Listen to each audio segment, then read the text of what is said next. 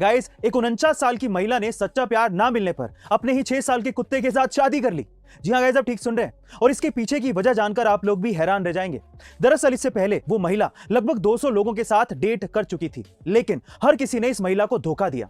इसी वजह से उसका इंसानों पर से भरोसा बिल्कुल उठ गया और सच्चा प्यार ना मिलने के कारण उसने अपने ही कुत्ते के साथ शादी करने का फैसला किया। सच्चा प्यार पाने की तलाश में लोग क्या कुछ नहीं करते और ऐसा ही देखने को मिला इस महिला के साथ भी। गाइस, क्या आपको भी ये लगता है कि इंसानों से ज्यादा कुत्ते भरोसे लायक होते हैं? कमेंट सेक्शन में जरूर लिखेगा और ऐसे अमेजिंग वीडियोस के लिए शेयर, सब्सक्राइब एंड लाइक। मिलता है अगली वीडियो में।